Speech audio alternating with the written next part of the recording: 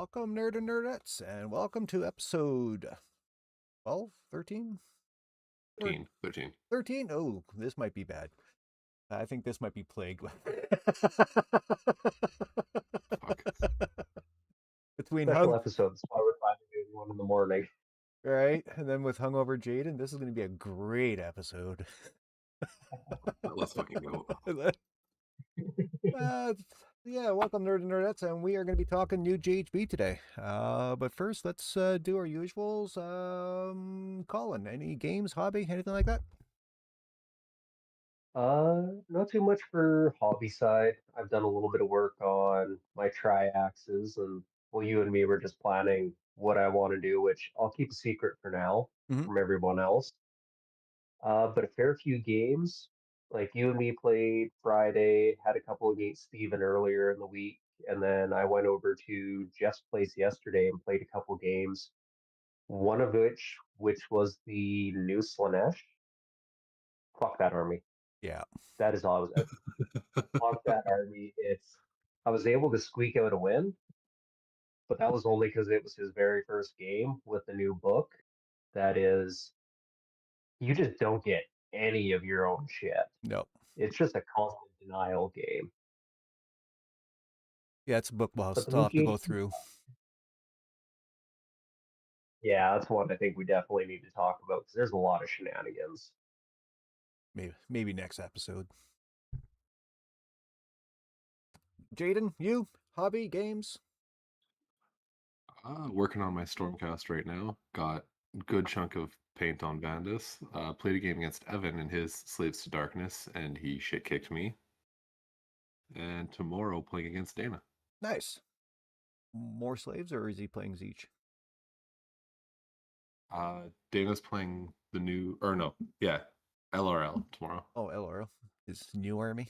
Yeah. So watch the Discord to see how bad I get shit kicked there too. Perfect. Can't wait for that one. Hell yeah. I played, Colin with Stormcast on Friday. Still unsure with it. I don't know how that game went. I keep meaning to ask you about how you feel. Yeah, it's fun to play, but I feel like I'm forgetting so much. Like what? Like I feel like Stormcast doesn't have as much shit to track as like Doc or. And maybe that's my problem. Maybe I'm Iron used to Gods. tracking or doing so much during hero phases or other phases where I've got all these tricks.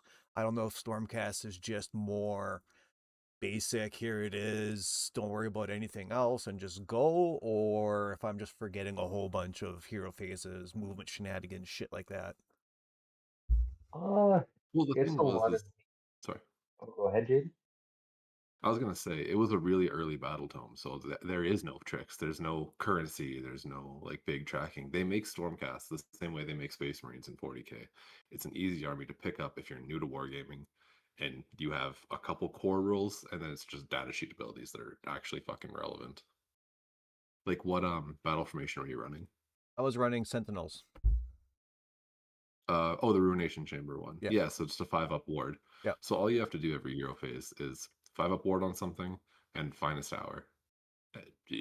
Those are your things. Which I forgot my first game. I did remember, I think it was round 2 I started putting it on, but yeah, I had reclusions out in the far corner, just not doing anything. It took them 3 rounds. Mobility can be a bitch.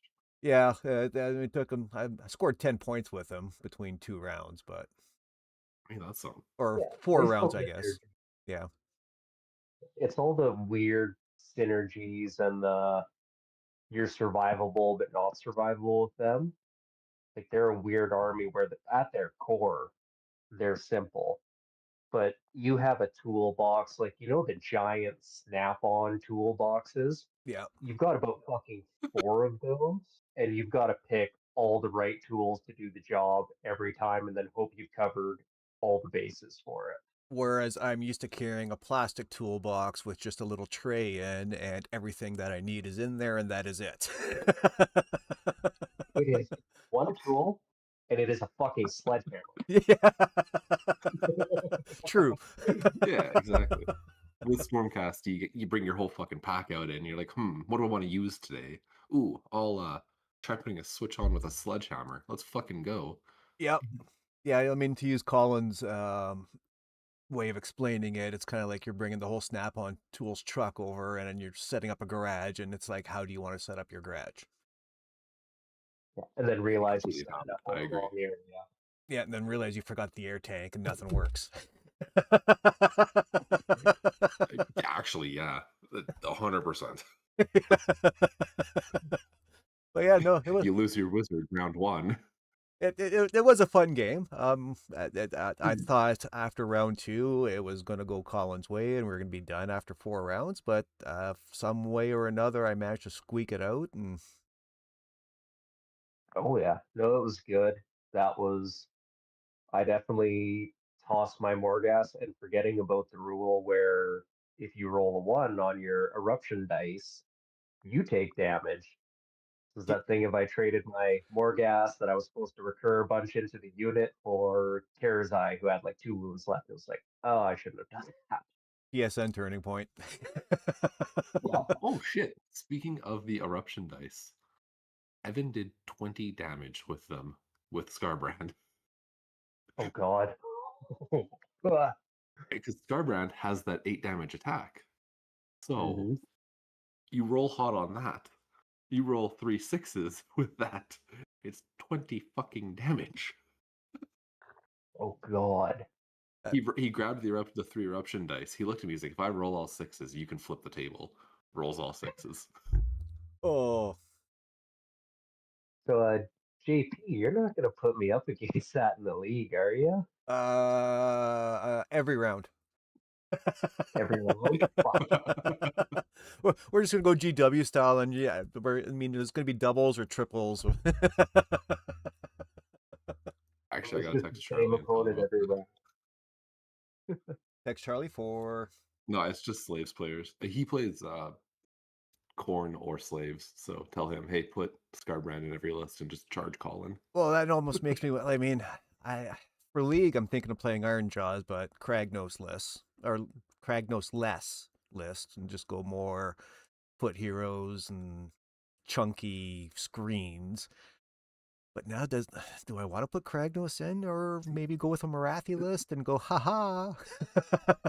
The thing about the eruption dice that I'm starting to notice the more I look at War Scrolls is if you have something that has a couple attacks, but they're all a lot of damage, that's good. Yeah, see, without Kragnos, I think I would just use Fury Dice more just for ignoring. That's what I've been using them for. Terrorgeists are laughing. Ignore that damage.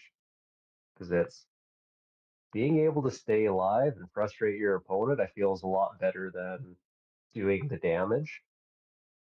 I don't know. Spike damage is really good. Yeah, because who was Well, it? I mean, if you get 20.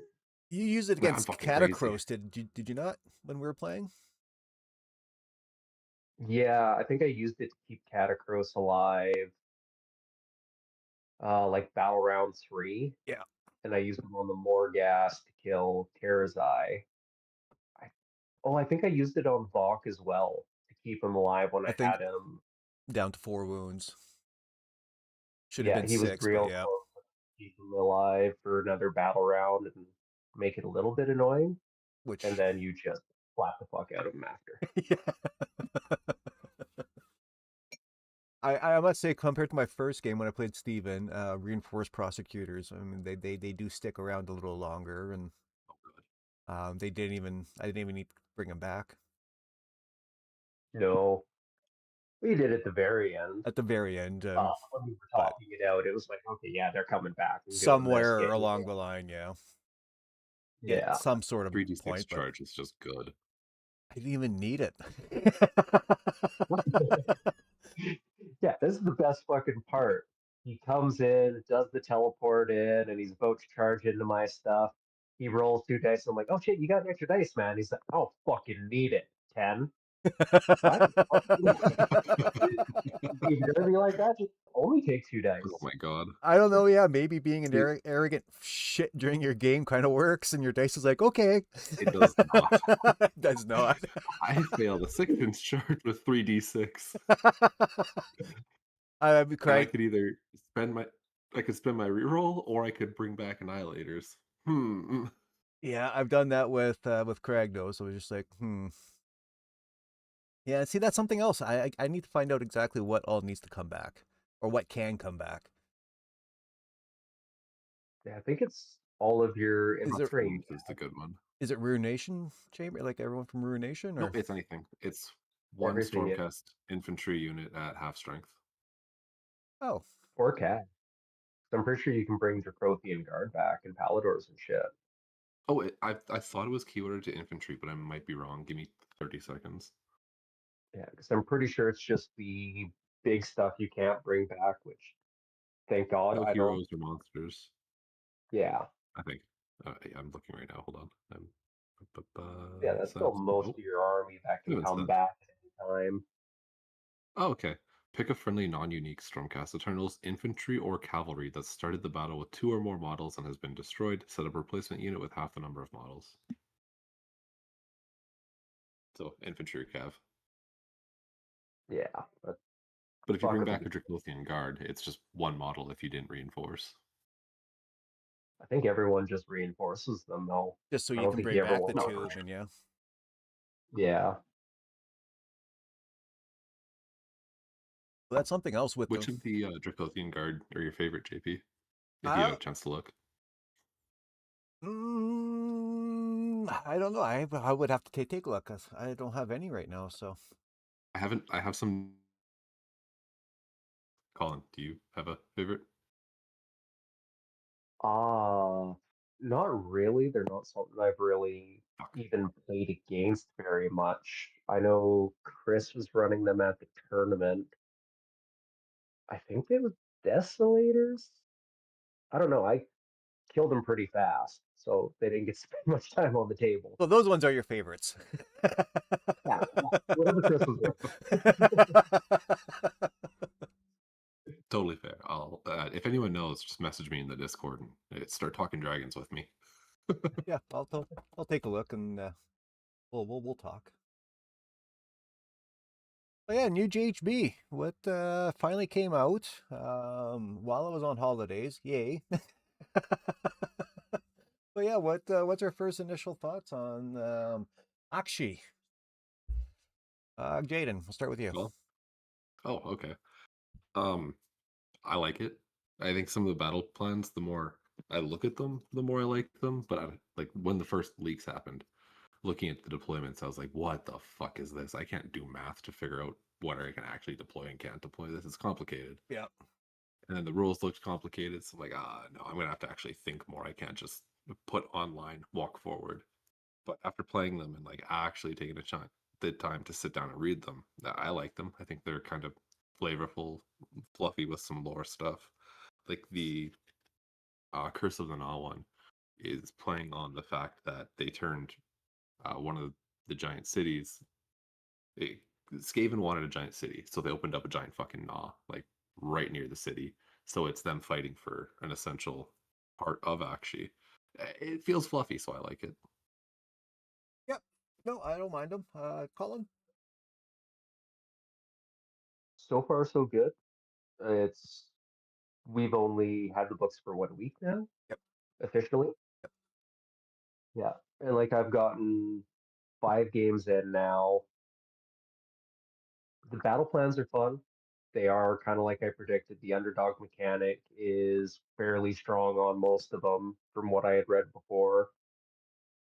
The deployment and the objectives are annoying as shit.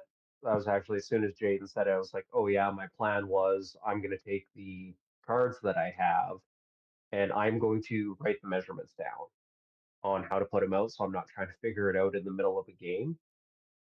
Oh my But god, that's the smartest thing I've ever heard you say. I'm not just a pretty pastry. Holy shit. Yeah.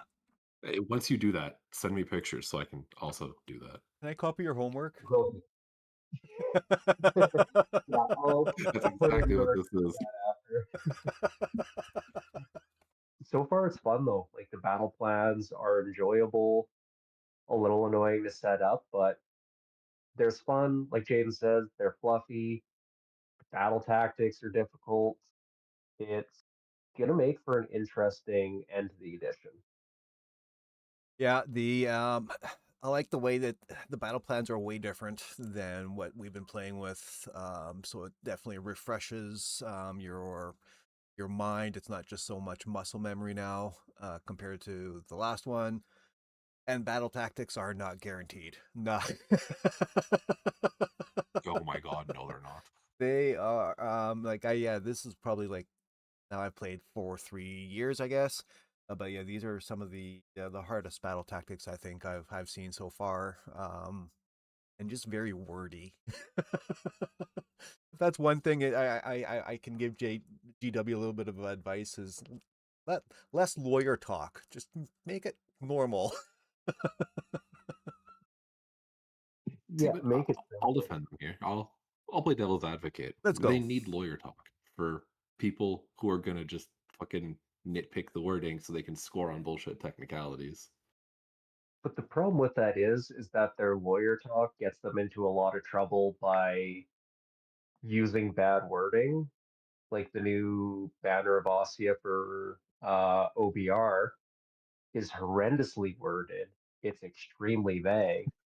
I put it into one of the or into the Canada AOS of, hey, how does this work? Nobody could give me a real answer. The only advice I got was don't play it until they FAQ it. And I'm like, okay, good enough for me. Oh my god. I like that. Don't play it. You're not- Don't let anyone else play it. And if yeah. you're a TO, don't allow anyone to use it. Like, Okay, I'm gonna bring it I to the gotta rant tournament. now. I'm sorry. You If have you to read it, figure it out. yeah, go oh ahead. my god. Okay, so if you want to talk about how bad their wording is, when Yep. the 11th edition of 40K 11th edition of 40K launched, the wording for Gene Stealer cults as a faction rule, unplayable. The rule was broken. You couldn't bring back a unit that had a hero attached to it if you went rules as written. So, so bad. You broke a fucking faction because you couldn't word something properly. Small indie company, I guess. Yeah, mom and You pop gotta shop. cut them slack. That they speak British, not English, so it's a little bit weird, I guess. I don't know what what the issue is because some of their wording is bad. Yeah. If they would just simplifying the rule, but then yeah, like you said, people just take advantage of that, and you guess what is the answer? The answer is it's up to the players. Like the play, you know what it's supposed to mean.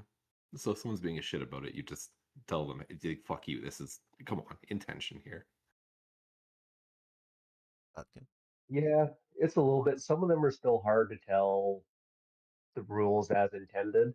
Can still be tricky on what exactly they want to go with. So it's kind of on the stuff that's really fucked up.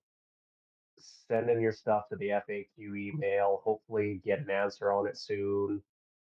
Uh, Talk to people on Discords and wait it out. Because GW, it's just certain rules they decide to go too far, and they're like, oh, we need to explain this really, really well, and it's like, no, you didn't need to word it like that. You could have had this word or this rule is a 5 word sentence. You went 50 and confused everybody. And Well, I then think they could just write a little dev note of like, "Hey, this interacts like," because they're writing it super wordy to prevent an interaction with something. Just put a Mhm. developer's note. Hey, this can't be affected by XYZ. Yeah. but then on the next rule, it's not explained enough. It's just it's like 7 words and that's it. And then you're just like, okay, but what does it like? Just find a middle medium, like. Yeah. It's hire us as game developers. We'll help. Yeah. Yes, hire me. I'm in. Let's fucking do it. So yeah, the general handbook, first 4 pages, is lore somewhat. What did we think of that?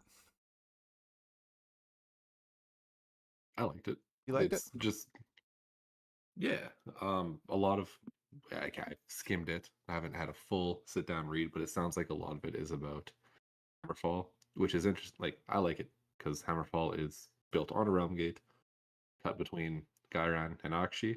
So I feel like last season we saw Hammerfall Gairan. This season we're going to see more of Hammerfall Aqshu. And do you think that's where the quote unquote Dawnbringers series is going to come into play?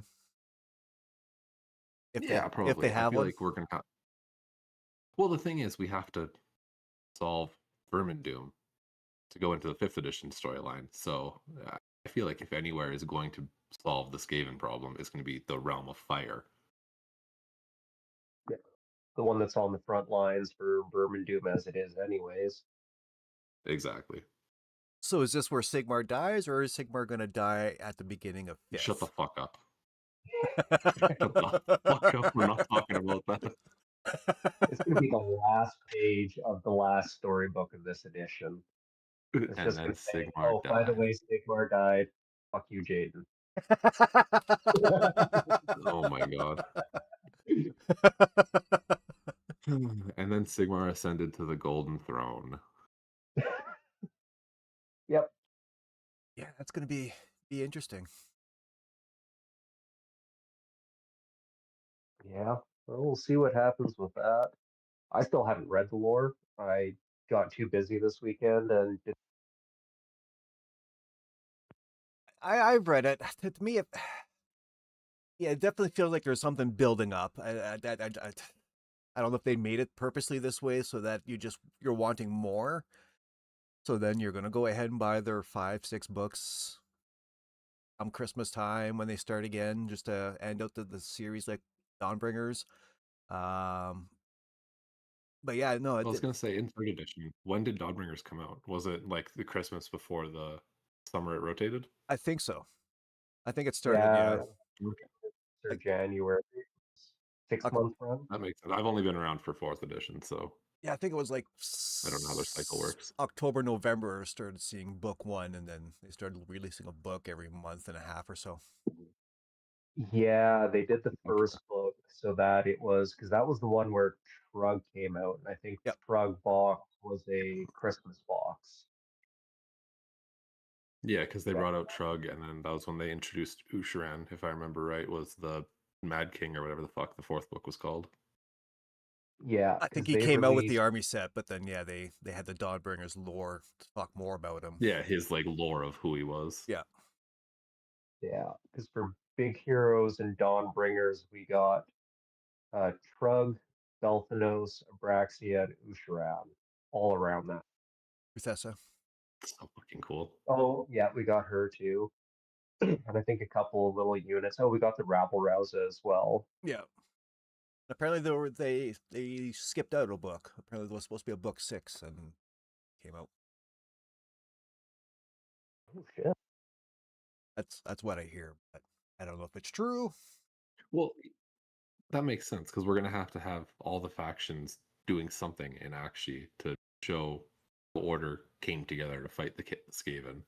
So there's probably gonna be a good Marathi thing of some sort because what's she gonna do to fuck with Sigmar? Oh, hopefully we get a Cav unit because yeah, we have no Cav now. What do you It would do make sense. until June? Yeah, be perfect. Yeah, and then be like crap until we get the last book for 5th edition, and be Doomfires all over again. Mhm. Yeah, let's talk some battle tactics. Which ones Do we have? want to talk about the actual rules first? Oh, I guess we can. Or special new rule? It did change. Go ahead and talk about that there first, there, Colin.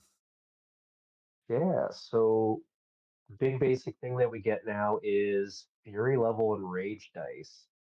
So comes right off the bat, you do your roll. You get a Fury level of 1 if you are the attacker, and a Fury level of 2 if you're the defender. That equals your Rage dice, which you can use for either an attack at the end of the turn, which if you roll a 6 instead of your crit ability, you get D3 mortals in addition, which when I was telling my buddies that yesterday, the tear joy on their faces of, oh, my attack gets to keep going addition. They were losing their shit a bit. But if you roll 1, as I got reminded in Years of Mine game, you take D3 mortals instead that you cannot negate. And then for the you can also use it to negate damage, which you got to roll a 3 up to be successful on it. I think you can use it on any damage abilities, but it brings down your fury level. Then there's a whole bunch of different ways to affect your fury level by place of power. Your opponent can give you a fury level if they use a War Scroll ability.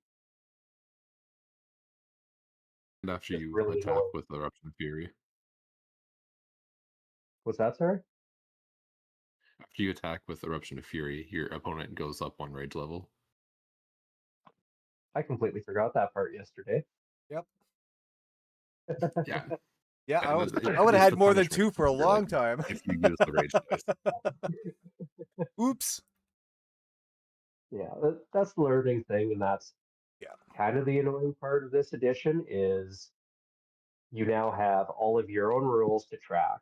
A lot of the armies have also their own point system that you got to track, and then you have to track your fury level and your rage dice because it's you have to keep your fury level a little bit separated from your two mechanics to track, which is a little annoying, but it's very fun. It makes the game very dynamic and reactive right now. Yep. Yeah, definitely a lot, especially like you had what, 3 different trackers Oh, I'm yesterday? stupid. Oh, Yep. why are you When stupid? you spend rage dice, you don't lose the fury level equal to what you spent. You do if you're. Hello. Oh, You're good. sorry. You do if you use it on the damage negation, but other stuff doesn't necessarily drop your level. But attacking doesn't spend your level. Mhm. Holy shit, I played that wrong. This is why we play. Oh my god, I wish I could read. Yeah, no. I could read in 2 different languages and it still doesn't help me. Yep. But yeah, what so with the Fury dice, what have you been using it more towards? More towards the attack and the defending, special abilities? Uh, Hold on a second. I got to get rid of these headphones. They're crapping out. So, Jaden, you take. Jaden, what have you been messing up Fury dice on? More so for defending, because that feels like the safe, good thing to do right now, but I'm probably going to start using them more offensively, because no one's expecting that extra damage. Yep. I only Colin yesterday kind of cut my farming short yesterday of rage dice, so I think I only used it once to try and kill. Was it Vok? Yeah, I think The it was Vok Ball. are really good. Yeah. Univok is so good. Yeah, and I think that's the one where you used it to defend and negate damage to leave him on 1 wound. But yeah, no, so far, Steven, I can't remember what I did with him with Steven. I was playing Doc, I think. Was it Iron? It was Iron Jaws. No, it was Stormcast, and my problem was deployment. I didn't realize how big Karazai's base was, and trying to put that pig wherever the hell she wanted to go, but it wouldn't fit. And then yeah, it was just bad deployment, bad movement on my part.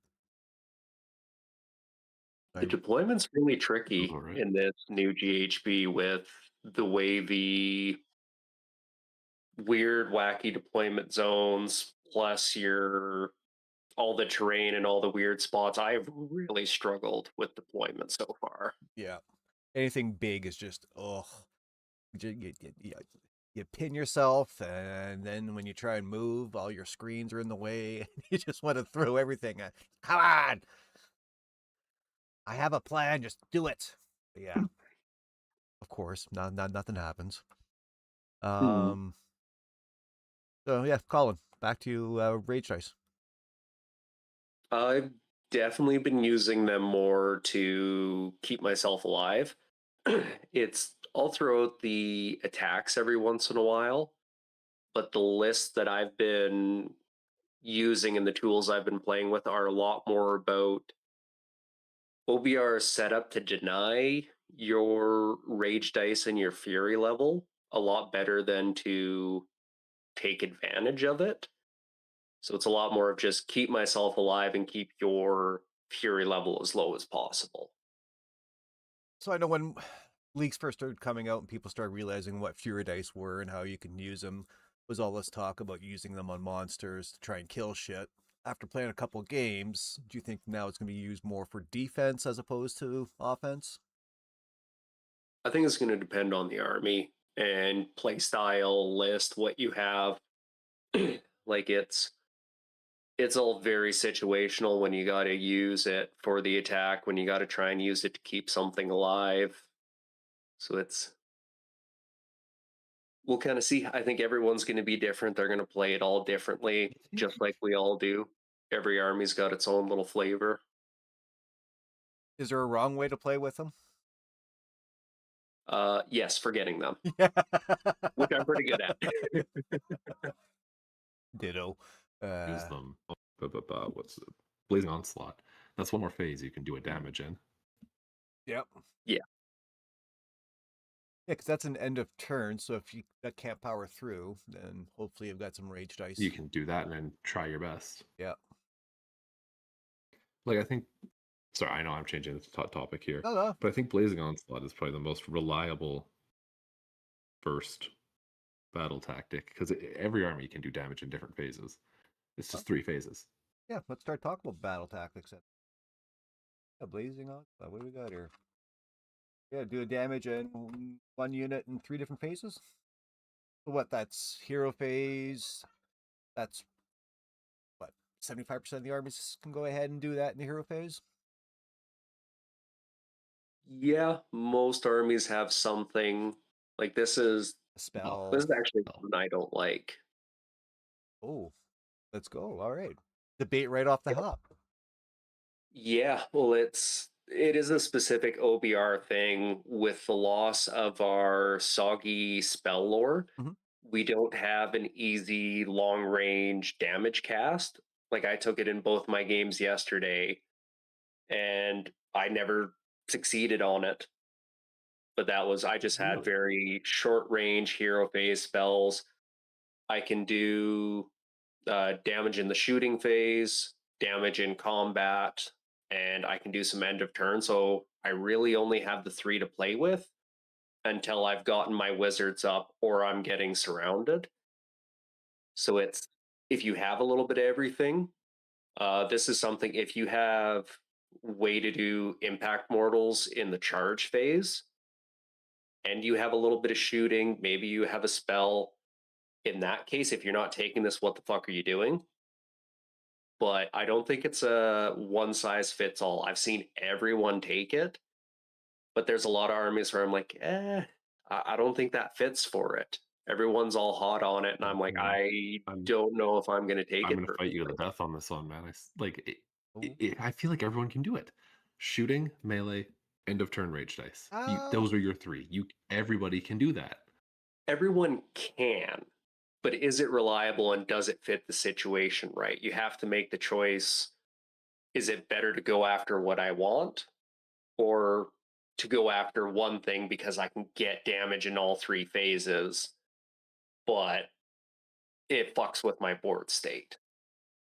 But it doesn't because the, we're chasing circles. You're gonna put your models on the circle I want. I'm gonna do damage to those models. It works with the play plan. but Iron Jaws. I mean, so if I can't farm rage dice, then I can't do. There's no way you're not leaving a hero at a place of power to farm that. What if my You have a hero? wizard. Yeah, my wizard usually stays in my tower. And Okay, look yeah, at I where guess. the All right, places I'll of give you that. powers are. They are not in your back corner where you can sit and farm. A lot of these places of power are in the middle sure of the they are. fucking board. Yeah, okay, so put a hero out there, he's going to be doing damage to something. I don't know, I feel like it works. And even then, I don't have my hero phase. I don't have a spell that can do damage.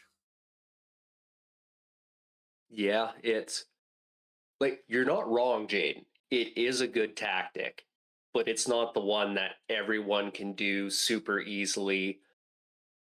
It's what I'd rather do some of the positioning ones personally. Like it's doable for sure, I'm not saying but it's it's also the super rest easy of for it. everyone. I'm saying out of the new battle tactics, that one is the most reliable.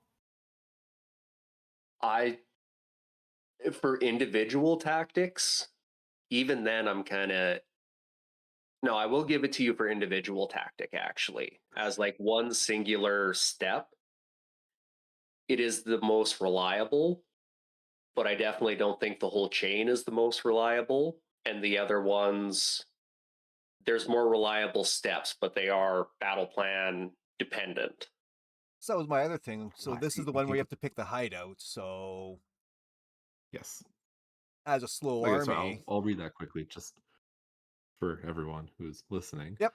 At the start of the battle, after using all deployment phase abilities, but before determining who will take first turn, your opponent must pick one non-faction terrain feature within their territory to be their hideout. The hideout cannot be removed from the battle. So the step 2 of this is you control that hideout. Which for Iron Jaws is going to be not until round 3 or 4 until you can get back there. Unless you're Yeah, charging Then with the last scoring Kragnos for it. right off the hat. The last step for scoring for it is control the hideout and kill 2 things. I feel like that's something you could work into putting models on circles. yeah, like I don't like these last two steps. Like for me playing into this, I don't mind those last two steps. I have teleport and speed.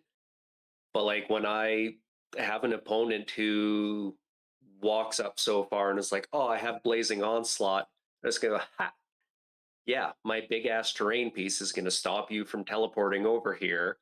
You can't charge it.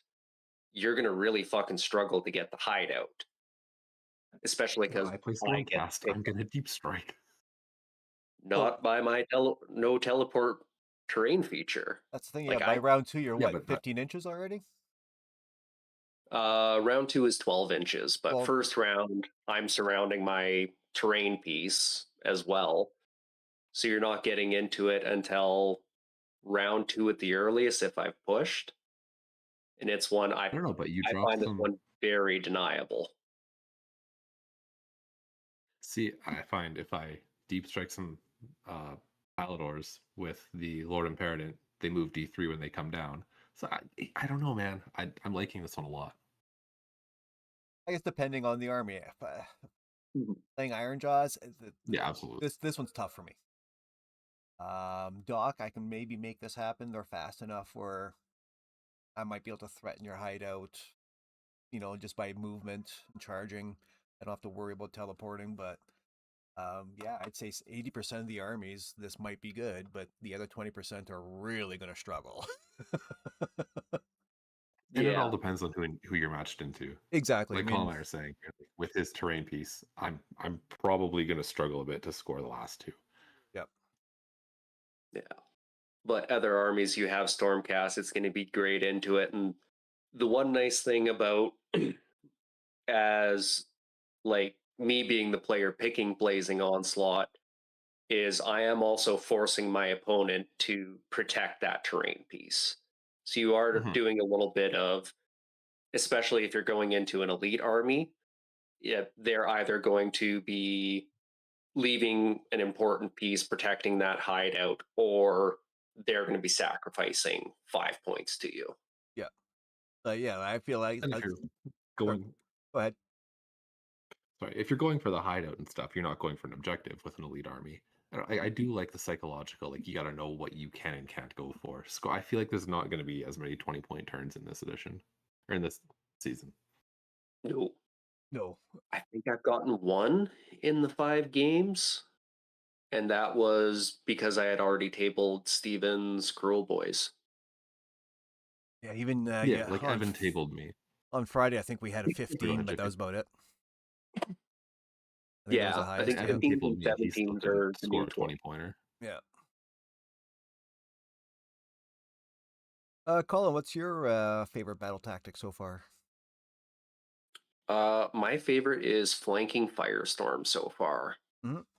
Or actually, sorry, no. That was just the one that I had up. I do like that one, but no, it's the Burning for Vengeance, sorry. Ooh, that's my other one. Yep. Yeah, this one I really like. I find this one is I think this one it's going to take a little bit to become more popular. It does the first step, which is you have to have a friendly unit in each large quarter of the battlefield and more than 9 inches from the center. This one is a hard first step, depending on battle plan, but it is very achievable by round 2 at the latest. So you have that, and then the next step of it is you have options. That's why I love this one. Yeah. There's multiple ways to achieve the next 2 battle tactics. So the next step, quick pursuit, you complete it by either there are 3 or more friendly units that are not in combat and are within 12 inches of the enemy fugitive, which the enemy fugitive, you as the player taking this battle tactic, you just have to pick a hero in your enemy's army. You get the choice. That is the fugitive. That's how you interact with it. So step 2 is surround it, don't be in combat. But if you've already killed the fugitive, then you just get that second level of the tactic. That's what I've been going for is I know I'm going to pick a hero that I think is going to be close up into the fight or something that's going to be a lot easier to kill. It's going to be left exposed. I have some shenanigans to teleport onto a hero with the new Spicy Reapers. So I'm just going to kill him, make the second step super easy, and then I can keep a little bit lower of a unit count army. So I've been loving that. The third step's a little bit trickier because it is one of late game, you've got to be dominating. You either have to have 3 or more friendly units in combat with the enemy fugitive, or if the fugitive is dead, you have to have 3 or more friendly units contesting the same objective that is wholly outside of friendly territory. Yeah, the Which is third one still, is the tough one, I think. yeah, that one. I don't think I've succeeded on that one yet, but it's still, Doable. I feel like it's achievable enough Yep. depending on the battle plan. There are some, of course, where you have to be way in the backfield to get that. Yep. No, I like those. This is another Stormcast one where I'm like, oh my god, I love this. If I deep strike 3 things on the fugitive, I win. I score it. Because that's be within 12. I deep strike within 9. Move D3. Get right in their Yeah, face. Yeah. you're right in there. And with that first step with the 4 quarters, it's only 1 unit that can't have been set up this turn. Yep. So yeah, you can teleport 1 over there and just move 1 a little bit into the zone. Yeah, if you're playing the edges and you're going for like a in circle and flank, Mm. I don't know. I love that one too. Those are the 2 that I'm picking like every fucking game. Yeah, I've done Burning for Vengeance every game and loved it every time. I've tried smoke screening on Friday, and if it wasn't for you messing up and putting was a Vok on an objective, Yep. I wouldn't have gotten step 1. Yeah, that's one though that I think, because that was a weird game. We both had kind of elite shit, and like you deployed so far back that I was able to take objectives and then push into you, and then it was you killing me and coming back into them. I didn't have stuff sitting on objectives. Yeah. But I think most games very achievable for a first level. Yep. I think Doc, this is very easy. Even Iron Jaws, Talk is good. even if you go first or second, you're slow enough where come round 2, you can probably get this one fairly easy. Mm-hmm. And then the second one, this plays into Doc, where we want to die, we want to get stronger. So this would be an easy 5 points. Maybe get a couple of blood rights, and there we go. Now we're set up for going into you and taking over the objective in your territory. Which, so I think Smokescreen. I think to me it's one of the easier ones with the armies I play. Or Siege of Ashes. That's really interesting. Yep. Like I am excited about Blazing Onslaught because I'm playing Stormcast for the season, and you're excited about Smoke. It's cool the way they interact with different army rules. Yep, it's not just you're not going to see the same 4. I don't think. I think they actually got a good mix. It's not all intercept restless and masters. Bingo. A little bit of variation. Like this one, I think it's going to be all those.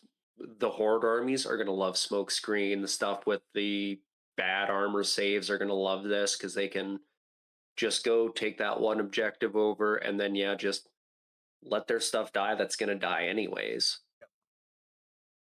Same with Siege of Ashes with the Horde armies, where you can go ahead and set up your 2 screens. To me, that, especially with Doc, or if I'm playing 40 Hard Boys, move them up, and they, this should be an easy first round. Oh, wait, 40 Hard Boys.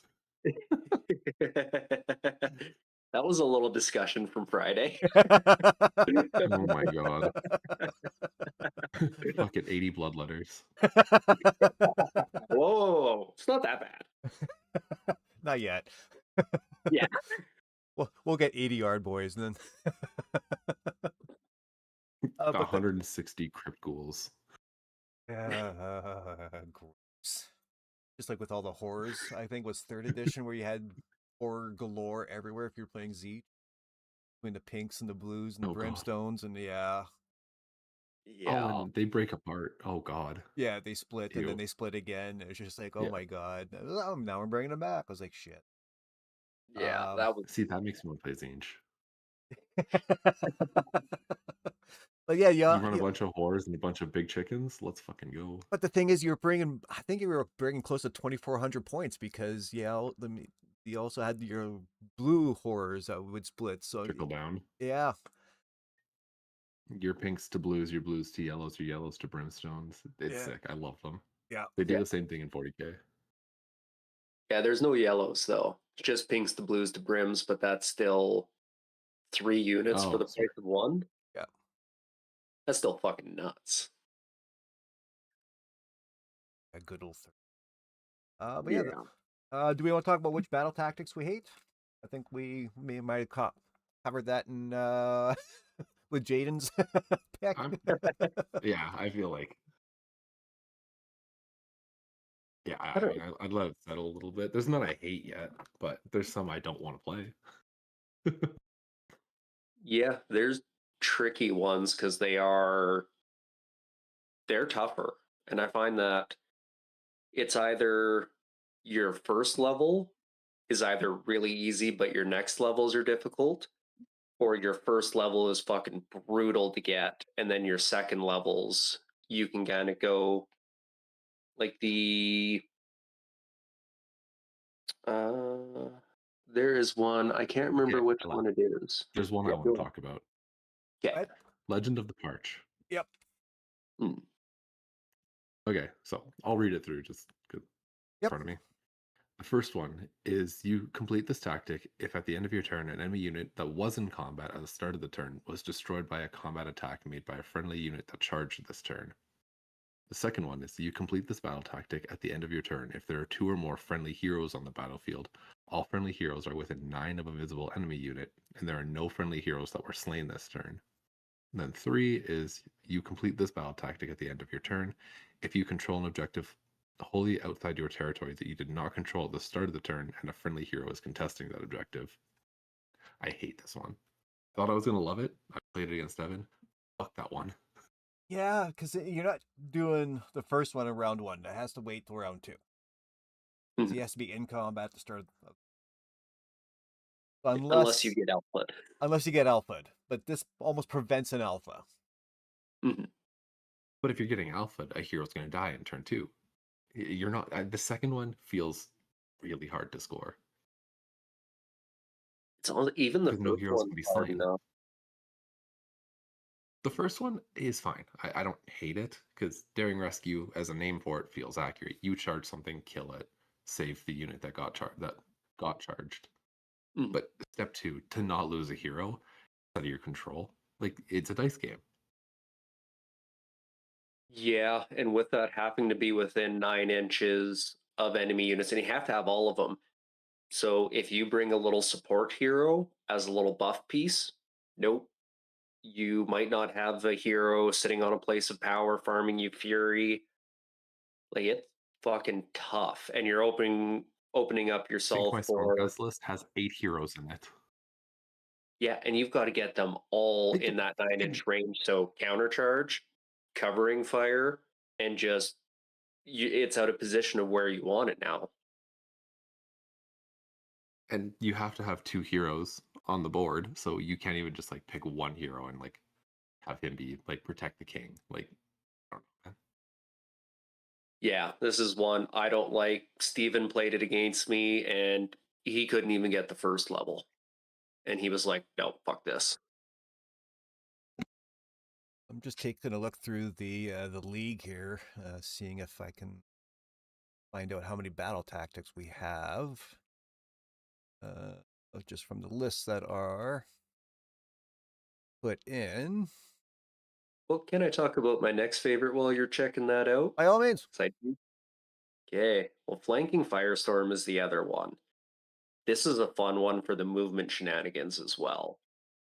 Because it's first level, you complete this battle tactic at the end of your turn if 2 or more objectives or terrain features that you control in any combination are each contested by a different friendly unit that is more than 6 inches from friendly territory and was not set up this turn. Super fucking doable, especially if there's any neutral territory in the area. I can easily get my cav. There's a lot of units personally I can put out. This is a good one. This is the new scouting force, where it's that first level is really doable. The big thing is that it's your unit, not the objective or terrain that you need to control has to be outside of 6 inches. The second step is a pain in the ass, though, on some maps. Because that one you have to have end of your turn, 2 or more friendly units that were not set up this turn are each within 9 inches of a different corner of the battlefield and wholly outside friendly territory. I think on like half of them, super easy because you have that neutral territory in the area. Like we're doing the Caverns one on the first round. Mm-hmm. You have 10 points right there with 2 little chaff units in your own half of the board. Plus, we've got that teleport thing. That's what you used against me was use the teleport, and then on the next turn, they didn't have to move anywhere.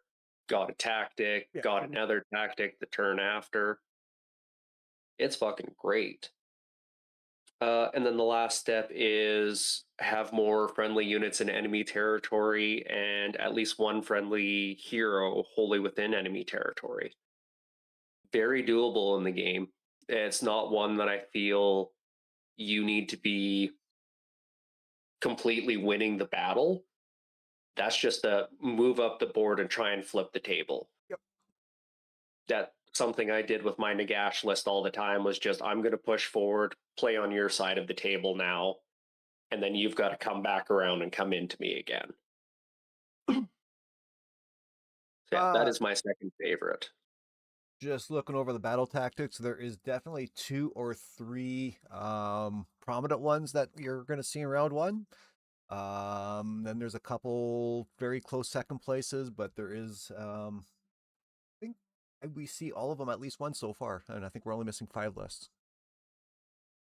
That's not bad. That's a good spread. So, but I actually feel like we're going to see a good spread of all of them because they all play into different army rules. So, like, however you build your list actually affects what you're going to take. I do feel, I think 2 of them you see in at least 50% of the lists. Which 2?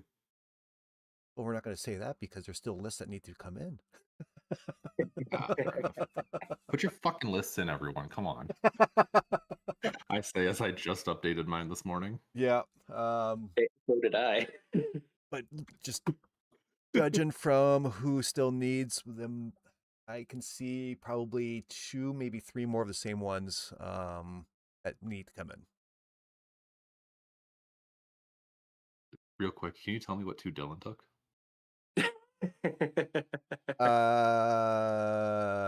I can.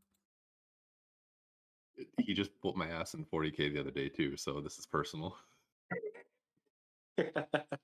Yeah, I'll I think let. that means he should get the advantage. He should know your tactics coming Oh no, my I just said mine too. I'm going Blazing Onslaught and Burning for Vengeance. in. And I am picking that probably all season. Yeah. One of his is the same as yours. Ooh, that's a fun guessing game. With Nurgle, I feel like he's going Blazing Onslaught because with Nurgle that one's easy. Yeah. Oh god. Yeah. Yeah, it'd be so easy. And then the other one is one that we talked about. Well, there's only one we didn't really talk about. And we still mentioned it. Yeah. So have fun, Jaden. Shit. Or you can wait like 20 hours and we'll have pairings anyways and you can see it. Oh, you know what? I'll probably still be up in 12, so I might even put them up at midnight.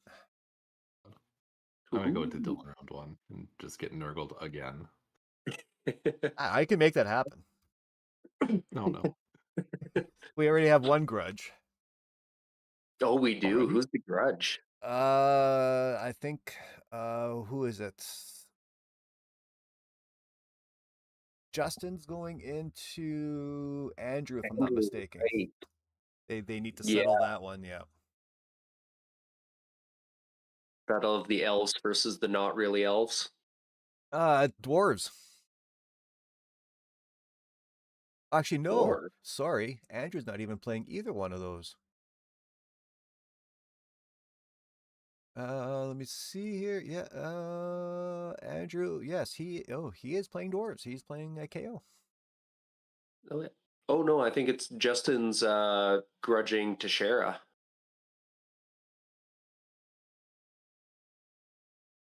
Oh, do they have a list in here yet? I think so. I think it was the list they put in the other day. Oh, now I need to, yeah. Oh, right, yeah. Oh, he's playing ogres. He's playing ogres. Yep. Fuck yes, let's get some ogres so that as soon as those new models come out, they are on the table right away. I'm wondering if we have I can't wait to see the Smiley boys. if we have a person listening, because we as soon as Jaden said get your fucking lists in, guess what? We got a list in. Yeah.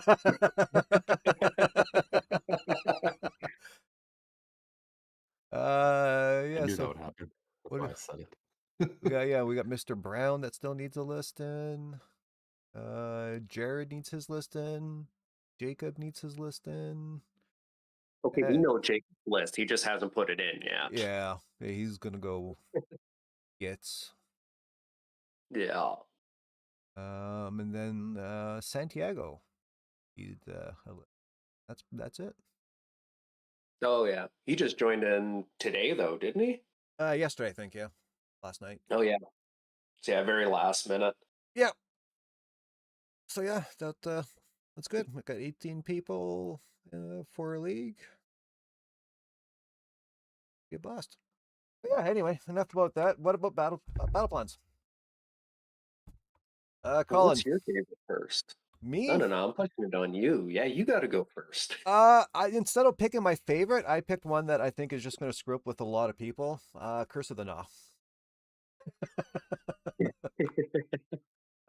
So yeah, if we play this one here with Colin, then you got another economy that you have to track. Yes, and a very annoying one. And look at that deployment. Yeah. What the fuck is that? So yeah, it's being 9 away from those corners. So you're going to be castled. Mm-hmm. So even with your terrain, Are you even going to be able to get your terrain in this one? I can get it in, and there's a couple of locations that I can put it on to deny some stuff. It's I haven't fully gone through my time on TTS to just figure out how I am going to deploy my terrain, but I think I can put it on every map. It's just whether it's good or not is the question. I even looked at this on TTS when just playing around with deployment, and with Doc and Iron Jaws, I don't know how to deploy with this map. It is a crazy deployment area to begin with. You've got to do weird shit with stuff kind of blocking you. The terrain's an issue, and it is wide open in a way because I'm staring at it now. You've got the big places of power in the back corners, so you're not getting a ton of obscuring. And then it's just two little itty bitty pieces of obscuring in there. So this is one. I don't want to run into Hellsmiths on this. Even with They're Iron Jaws, I don't want to run with any shooting because I got none. So I have to pick up an RR or something just to try and get some shooting in me. Yep. And other than that, everything else is exposed. So, I mean, Doc, I guess I can play where if I'm at least on an objective, you can't shoot me outside of 9. Mm-hmm. But the way it's all spread out, it's so thin that I can't see Doc being spread out that way. I like to run my castle and control where the play is going to happen. I can't do that with this map. No. The nice thing is that the important objectives are next to places of power, so you can really farm some points. Because this one has the weird scoring where I'll even put it up here. So it's 3 points for the yellow and 3 points for the red every turn. They're way up there. They're next to the places of power, so you can get your points, but you need to have your objective control on those guys trying to steal those points the whole time. It's Speaking of very weird having it on the flanks or the really important ones, and they're so far away. But that's the thing. So now you take a look at the underdog mechanic, and if you're controlling objectives, now Yeah. you're unstable and you get to take mortal wounds. Yeah, this one's going to be interesting. Need to play it once to see, but already, like, even with the lists I'm running now, I'm like, I don't know how I deploy. I don't know how I try and score. I think it's just get as much as I can and play the underdog mechanic until that flips the game for me.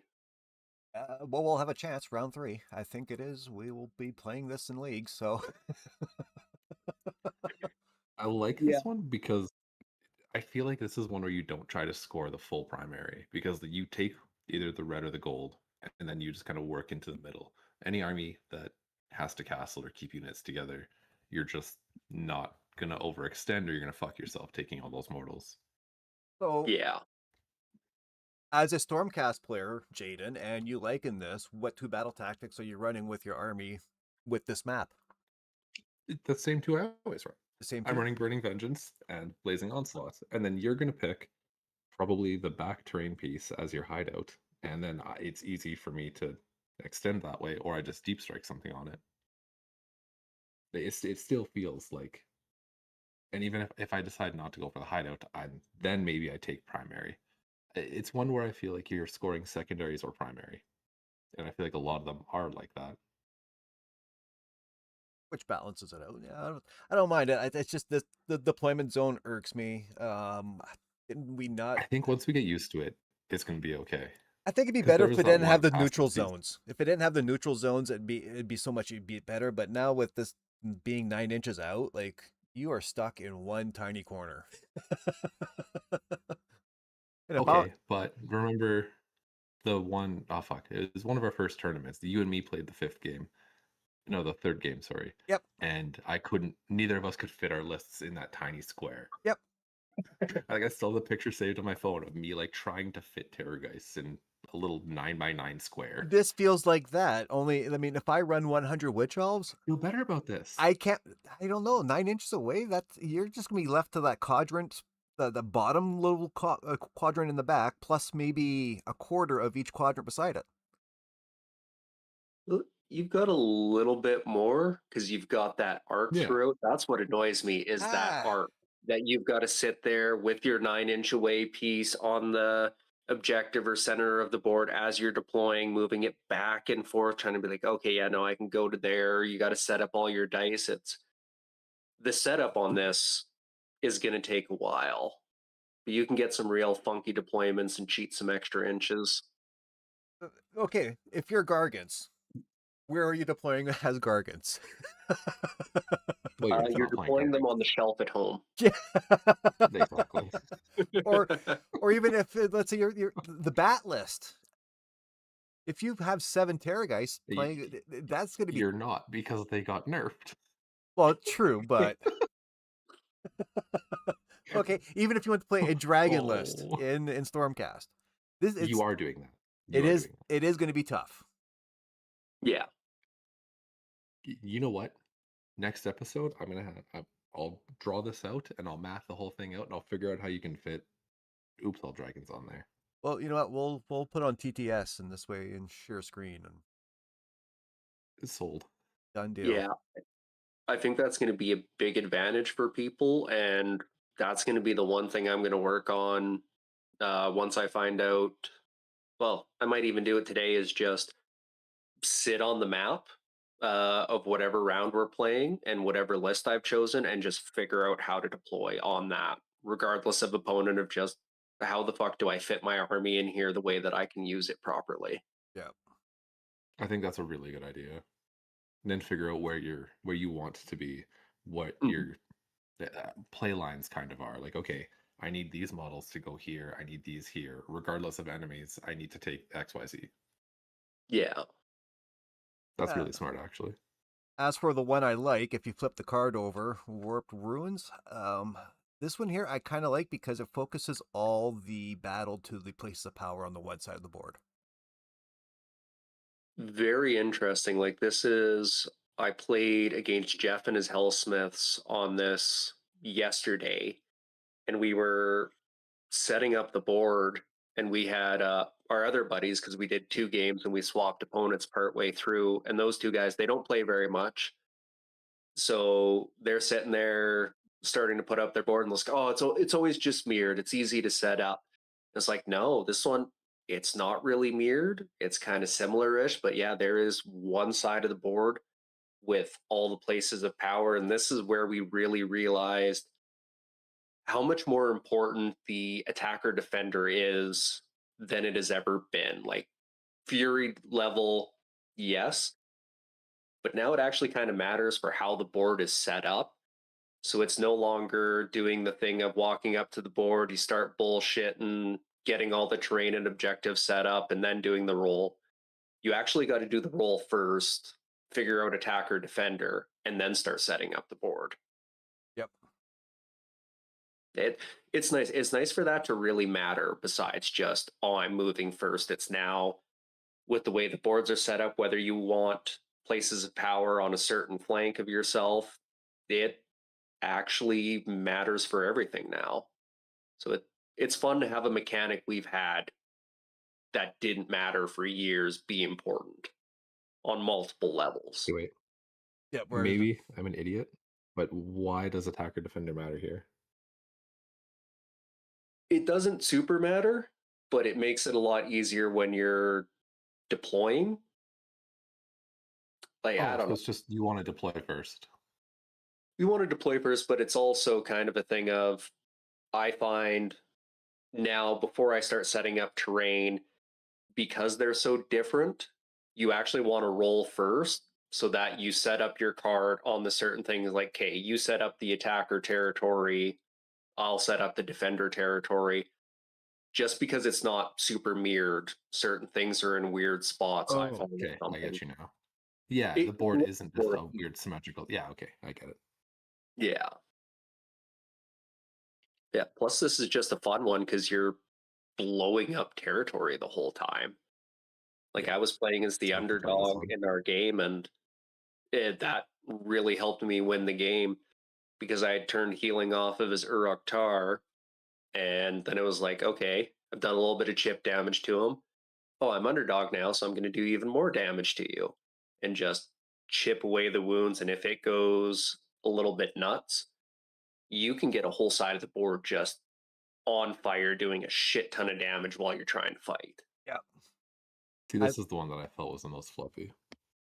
Yeah. I don't know, this one here, yeah, it just seems like the most fun, and you're just like, you're just gonna like end of turn or start a round when that flaming starts to happen. It's just gonna, you have a plan, all of a sudden, boom, the unit you plan on using is like, uh-oh, now I gotta think of something else. Can you print off little flaming tokens? Yeah. Yeah, I could make tokens with my an God, F on please. them or a flame, or yeah, I could definitely find something. Oh my God, yes, please. Yeah, we're gonna need that one One more because thing we gotta this one's round 4. Perfect. Oh, perfect. A little gift for everyone. And yeah, Curse of the Naw is actually not in this one. I think I'm gonna have it in the G, or not the GT, the RTT. Hmm. But yeah, well, Colin, which ones do you like or not like? Well, my favorite so far is Warped Ruins. Mhm. I haven't been able to play. I think I've played 4 different maps. I've done 2 onto the caverns.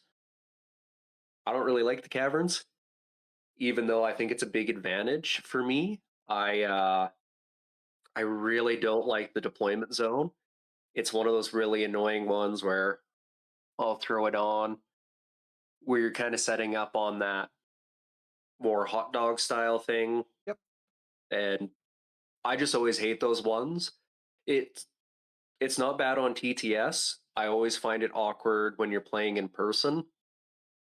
It's not too bad in most places now, but even in, like, if you're at Red Claw, you've got the tables on the wall. It just makes it a little, that slight bit more awkward. I don't know why. That's the autism coming out. I just don't like that. Yep.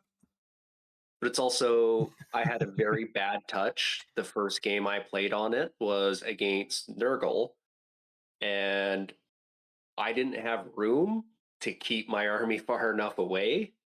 And I forgot about, oh, there's certain pieces I need to make sure because he was running Taliban. And then I made the dumb choice of letting him go first so I Oh couldn't no. spread my army out. And I lost like a quarter of my fucking army, including my centerpiece, Little Wizard, Oh God. by the end of battle round or the end of turn 1 with the way the disease dice went. It was like, okay, well, this is done. Good talk. I'm going to go mow my lawn. Yeah. I can see that. That's unfortunately this is round 1 too, so. Yeah, Oh it's my God. I want to get it going because this is also what we played on, Yep. and it can be a fun one though. I do like having that teleport shenanigans, especially because I can deny it with my army. But it's a fun little thing. This is a more accessible version of Paths of the Fae. Yep. Where that one had teleport shenanigans, but it was convoluted and it was focused on the objectives. This one, at least, is the terrain pieces. So you're not playing that weird game of, oh, I'm not going near it because I don't get to control it properly. And it's nice that the underdog mechanic is like they get to pick which 2 terrain pieces, but both players get to use the teleport in their movement phase. Yep. Nope. Totally agree. Which one don't you like? It's that one. Which one do you Yeah, like yeah. then? I love Warped Ruins. I don't Warped really Ruins, like yeah. Cabins of Slaughter, but even then, one, I got to play more of them to really make that choice. But that's my thing, though, is even the one that I really don't like so far, I still like it. I still think it's fun. That's where I think they've, so far from what I've experienced, they've nailed it on battle plans for this GHB. Before I get questions into the one that I don't really think we'll be seeing a whole lot of, Jaden, what about your opinions? I just have a favorite one. I don't have a least favorite yet. Yep. I've only played one game so far, but Escape from the Coast was so much fun. There's something I always enjoy about lifting objectives off the board. It makes you have to play differently and just Oh, changes the game a bit. yep. Yeah, Yeah, no, Underdog picks up either one of the gold ones or the black one, and the deployment is neat because you have to hold those back objectives, but you're also trying to take those ones before they go away. that's a weird deployment as well. That's I don't mind this one. I You like still it. you still Is have room. a lot of fun. Yep. Yeah. Uh, So with that one though, I'm curious, do you start on the Sunseekers and the black one and just start shifting your way back over while having a couple small pieces protecting those back ones? That's what I did. With my Stormcast army, I split into like Vandus and some Warrior Chamber stuff, and Lord Terminos and some Ruination Chamber stuff. And I put one brick at the back, one brick at the front. Try to take as many points as I can off those back three while spreading into the three on the left. Mhm. so with these battle plans, do you see a lot of people playing more for Underdog? Yes. That was quick. All right, next question. Seize the Ambers. Anyone play that one yet? Not yet, no. This is one I feel we're not going to see a whole lot of. So, well, first we'll show off. Excuse me, I appreciate this.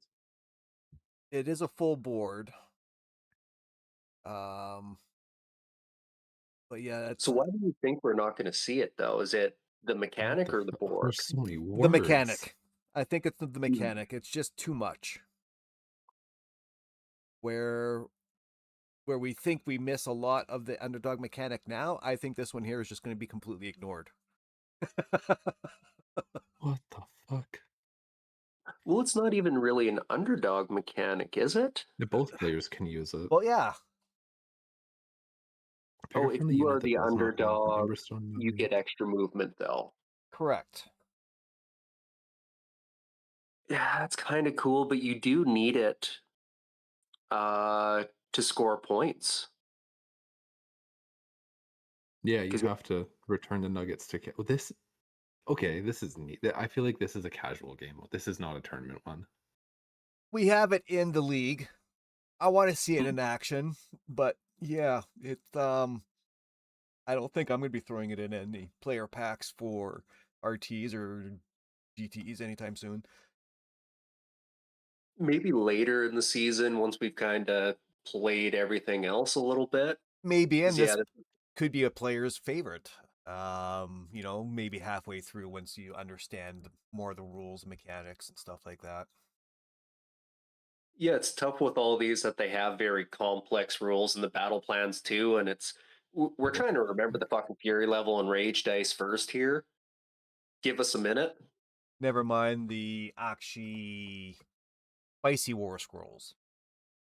Did you guys Yeah, read Avalanche of Ash? I I think did I at one did. point. What the?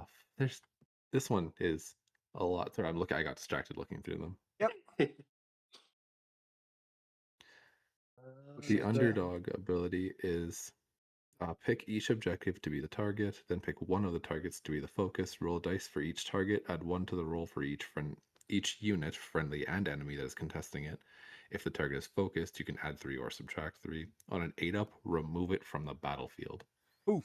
So it's random objective removal. Yep. What the I fuck? like that. And that's a super powerful underdog ability to try and hopefully keep your objective there or Yeah, get you rid of pick it. one to be the focus and then remove it.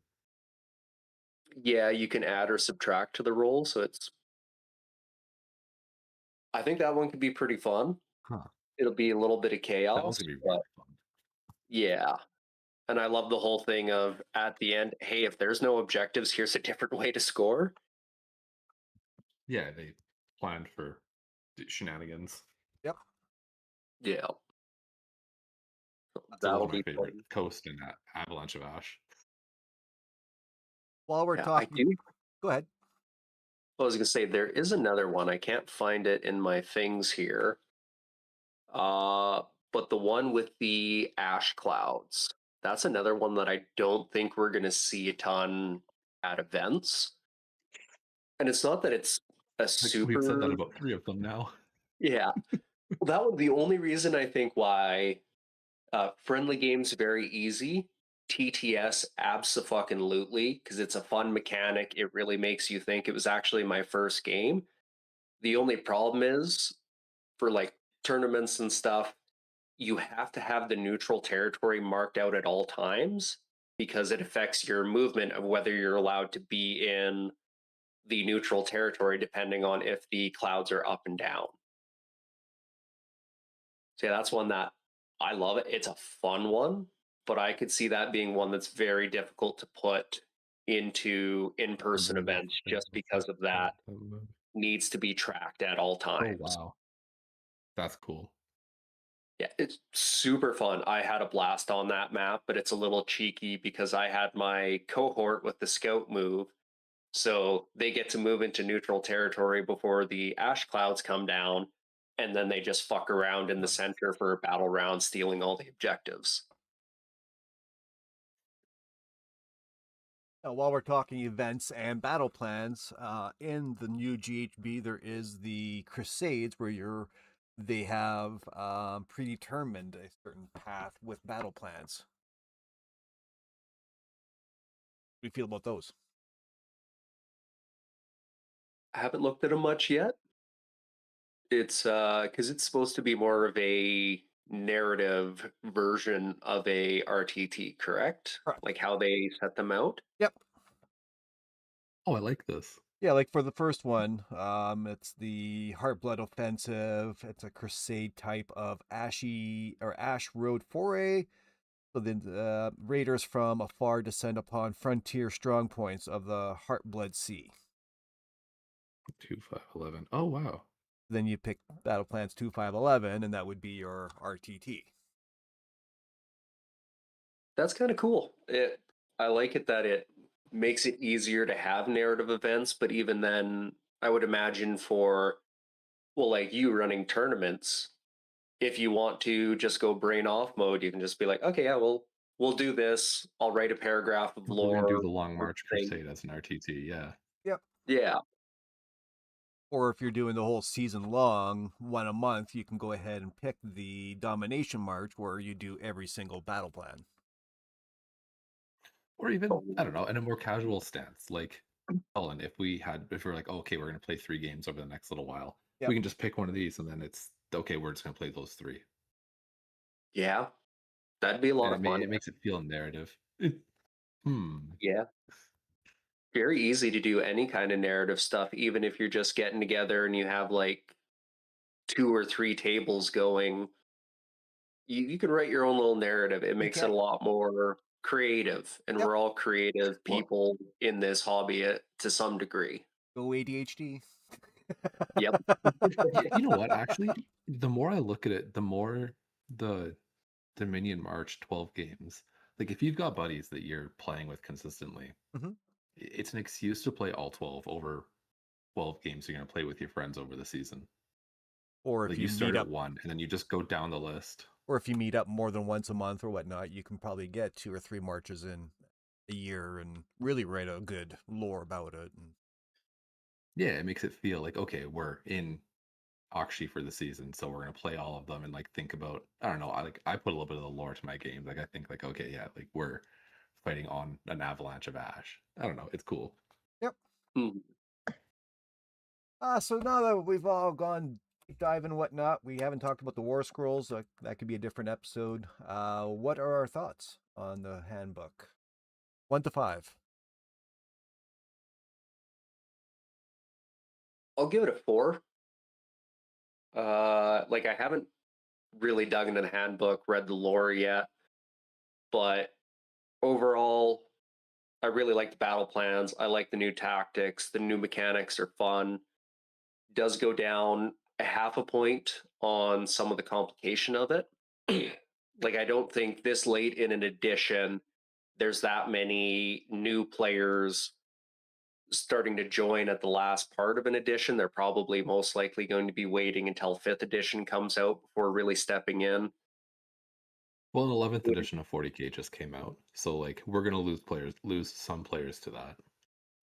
Yeah, like this is definitely a GHB for a little bit more of the diehards. Like playing yesterday with the two guys who don't really play very much.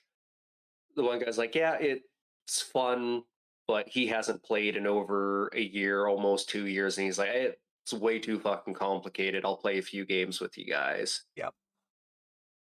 So it goes down half a point for that, and then one thing I don't like is the actual GHB that you buy. Last year, it came with all the war scrolls for the endless spells. I have lost those spells. I have no fucking idea where it is. I have torn apart this room several times trying to find them. So I was really hoping that they would give those as well. It would be Do you nice. want them? I have mine from last season, and I never used them. I might just steal them on occasion. The problem is now I actually don't use any of Yeah, the I'll bring other them to tournaments with me. manifestations. Whenever I see you, I'll bring them. Okay. The problem is they're going to collect dust for a bit because my manifestations are too good. Yep. But yeah, and the other thing is these objectives, can they stop making them so glossy on top Yep. and a little bit stickier on the bottom? Yep. A little more felt or something. Yep. Yeah, just something, because it's most mats, they're okay, but if you have a mat that has not as sticky as your standard mat, you can fucking fling your objectives all over the place. Although I will say that these are, at least the colors are different on these ones compared to last edition, where I found the gray and the green, the blue, and the purple, they were so matted that they kind of looked the same, and you actually had to focus a little more on what they were. Whereas now you've got the black and blue and red and yellow. They are different colors. They are brighter, a little easier to see. And they're well designed. Yep. Yeah, they are Like, very I think nice. they're pretty. They look good. Yes, and also though, give us a rim on these. It needs to have a rim of a bright color, like this one being the blue. It should have like even a 3 millimeter wide rim around the outside of it. Because we were playing on a gray battle mat for one of my games, and it was a lot of having to zoom in. It was also a little dark. We're playing in a basement. Yep. And it was a lot of getting in close of like, oh no, I'm actually on this objective, or oh shit, I'm not on this objective. Yep. Make it obvious. Yeah, you've got us remembering so much other shit. Make some other stuff a little bit easier. Yep, just a little rim, the same color as the objective color on the middle, and make it everything nice and easy, simple. Yeah, make it pop. Yep. Jaden, your thoughts? I'm gonna say what Colin said, but I'm actually gonna give them that point on making it complicated and weird. Like fuck it, it's fun to take a risk and just It is fantasy. it's the last it's the last handbook of this edition. So make weird, fucked up battle plans that are a little more complicated. We have all of our books. We've been playing our armies for 3 years, and new books come and go and all that shit. But like, I don't know, why not try something new and make people have to think? Yeah, no, I agree. Because I came in at the end of third, and that was when Arcane Tone was coming out and was all weird, all magic based and whatnot. And I kind of enjoyed that, but at the same time, for how complicated this GHB feels, I think it'd be better placed in the middle, rather at the end when people might be trying to join. And then kind of end more on a little easier, not so complicated note. So maybe switch season 2, season 3 around. Sure. I might disagree with that. I think you got to slowly ramp up that, because it was more so the tracking on all the battle plans that bugs me. It's a lot to track. The complications on stuff is okay. Let people build that up throughout an edition, because you don't want new people coming in to fucking chaos like this. It's going to scare them away. Correct. And that's why I think maybe having in the second year, third year, people might be starting to come in because they want to start building their armies for 5th edition. See, but I think people join in the middle. Like I came in right at I started at the launch of Yeah. the 25-26 book. That was when I actually got into like playing games. So I feel like having the complicated one last is the move. Yeah, let them build up because you always have that big rush start of edition. Then the next GHB, you have a few people still filtering out Yep. in, but especially with this right now, like we've talked about, 11th edition is Well, released and now. our launch cycle with 40K is going to be like this. Like we'll be going into our third year when new edition of 40K comes out. Like that's always going to be the case. So our third book being complicated is, I think, better because the people who mainly play AOS are still here, and the people who are like casually into both are probably going to jump ship for 40K. Do you think it'd be smart to think go it on a works nicely. 4-year cycle and have 40K and AOS 2 years apart?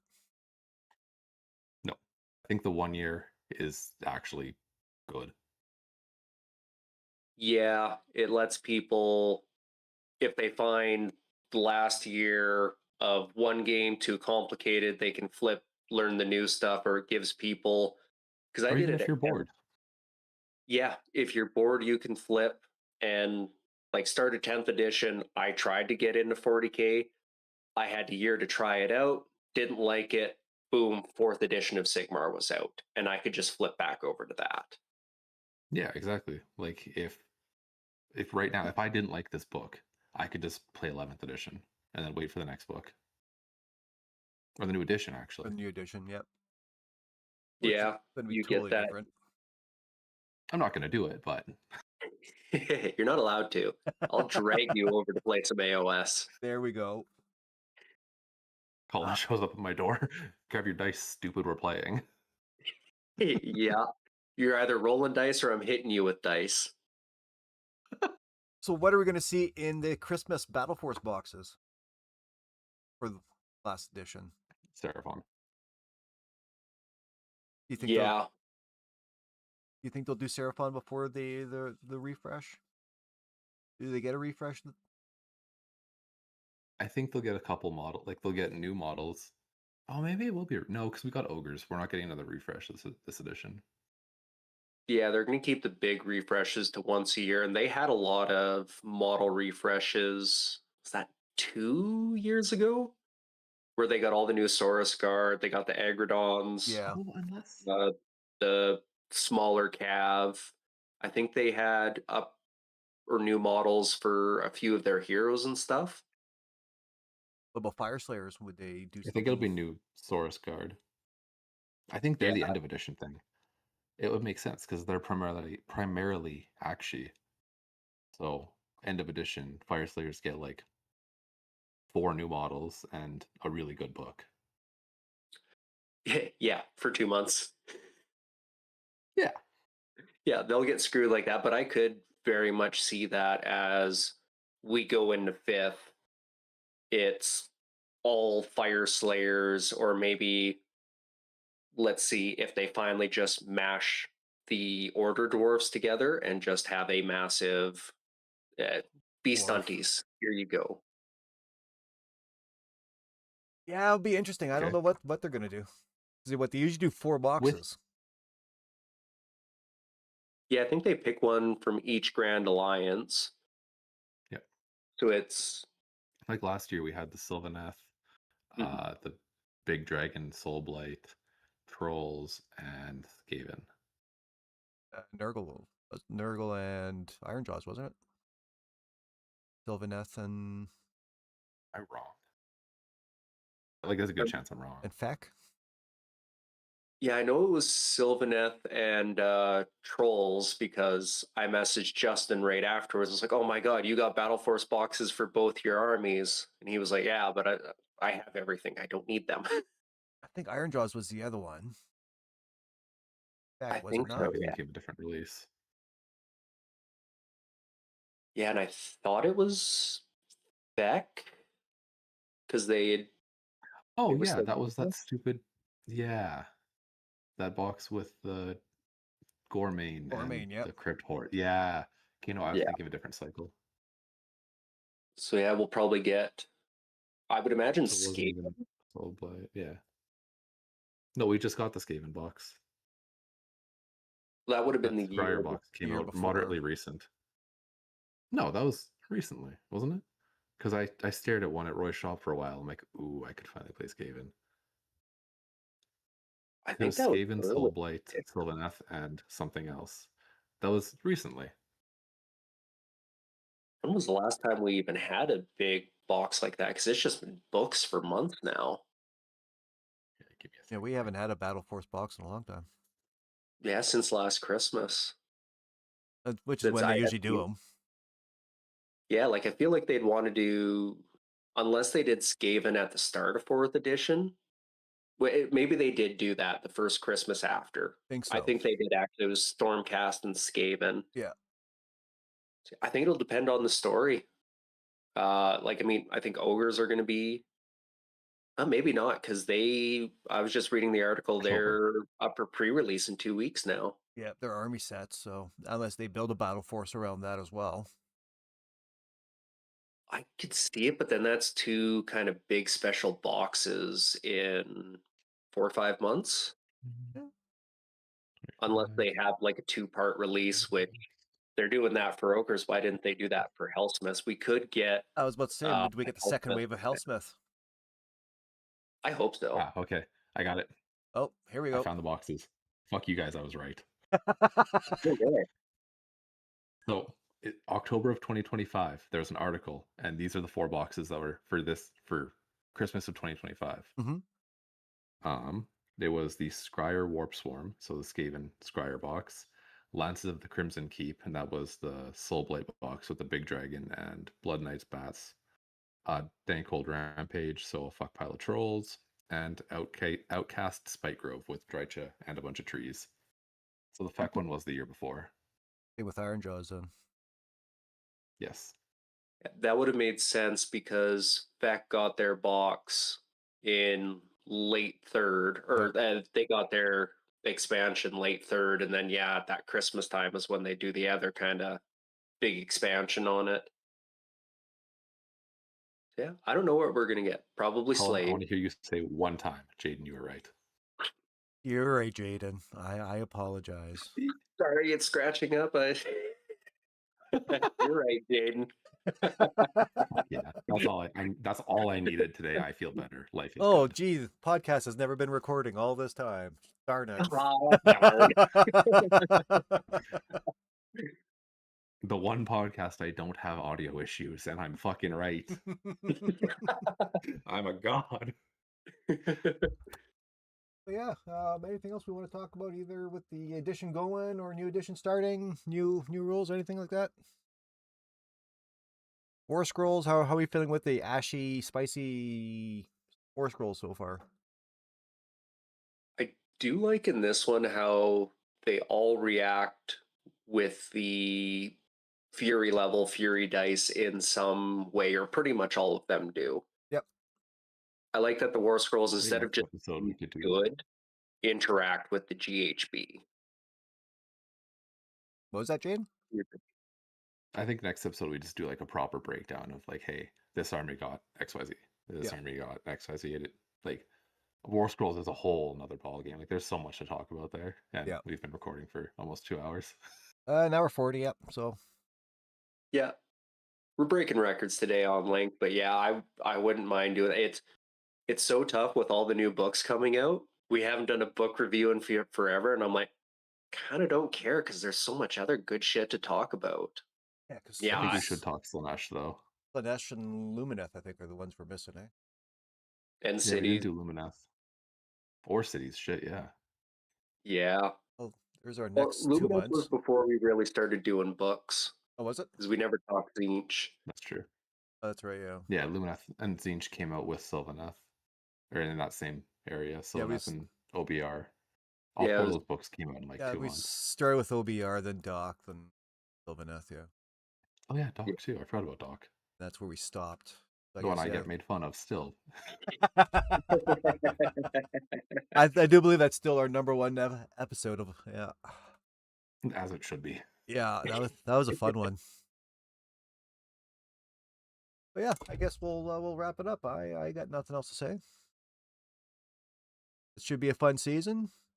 We got the league starting up on Monday. We've got our first RTT for this GHB at the end of this month. We've got teams tournament at the end of August. We'll have a league RTT at the end of September. Do another GT in October, and I'm not sure what's happening after that. Fuck yeah. Figure that out. But this is the first event that can be valid for Climb for Columbia Mountain, though, right? The league, yes, and then there'll be the first. I'm not sure. Calgary might have an RTT before ours, I think. Theirs is the 8th of August. Okay, So I so was like, oh, they have a birthday present. I can't go. yeah. Yeah, so I guess our RTT will be the first one to have stats for the circuit. The league will count at a 0.75 multiplier. RTTs will be a 1, and then GTs will be a 1.5. But yeah, So Fantastic. RTT's already sold out. Sold out while I was in Manitoba enjoying the beautiful views of Winnipeg Beach. If you've never been, make your way there. They actually have a Coast Guard. I never knew that Manitoba had their own Coast Guard. I guess. Yeah, I it mean, makes a bit of sense. I was talking to them, and there's a lot of commercial fishing. Lake Winnipeg should be considered a Great Lake. You cannot see across of it, so yeah. But yeah, I actually got to see a Coast Guard ship in Manitoba. Go figure. Well, you guys are at the tournament at the end of the month. I'll be on Lake Kootenay. Kootenay, my daughter's out in the Soyuz right now. Fuck yeah. Oh, nice. Yeah. And it's a good thing we came back from Manitoba because this week they're supposed to be experiencing plus 45 temperatures with the Humidex. Holy shit, you'd die. Not yet. I mean, that beach is going to be packed, and yeah, no thanks. Yeah. But on that note, that should be it for number 13. We made it through without any trouble. Well, no, the curse was I was right. Damn it! Wait till the next one. Yeah. Fuck. But I guess that does it for us. Thanks for listening, and we'll see you on the next one.